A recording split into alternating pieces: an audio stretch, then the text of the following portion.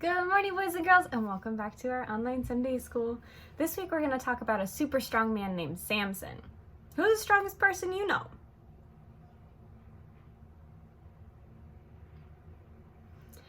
Do you think you are strong? How do you know when someone's strong? Can they lift really heavy things?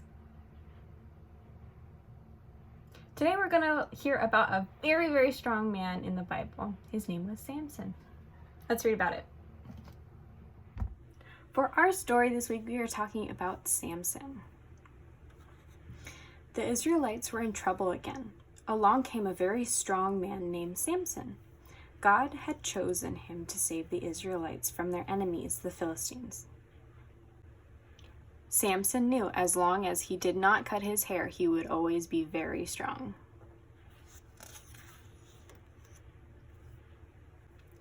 Samson was in love with Delilah. The Philistines told Delilah they would pay her if she found out what made Samson so strong. At first, Samson lied to her.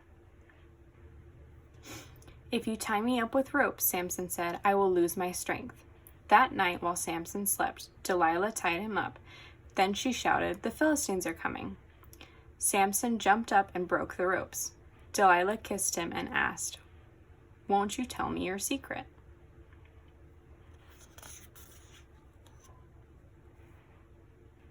Samson gave in and told her, "My strength is in my long hair." While Samson was asleep, Delilah had all his hair cut off. Samson's strength was gone. The Philistines grabbed him and put him in jail. A while later, the Philistines were having a big party. They brought Samson in and made fun of him. Samson prayed to God to make him strong one last time. God did. Samson pushed the pillars with all his might, and the temple came crashing down. Samson defeated the Philistines. And that's the end of our story.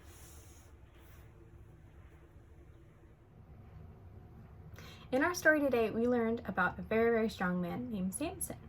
What was the key to keeping his strength? His hair. What was the name of the woman who wanted Samson to lose all of his strength? That's right, Delilah. What happened when Samson told Delilah the key to his strength? Delilah cut off all of his hair when he was sleeping, and Samson lost all of his strength. What did God do when Samson asked him for strength one last time? God gave him enough strength to push down the pillars and defeat the Philistines one last time. God has given us all different strengths. God gave Samson a strong body, but he also had a weakness. What do you think your strengths are?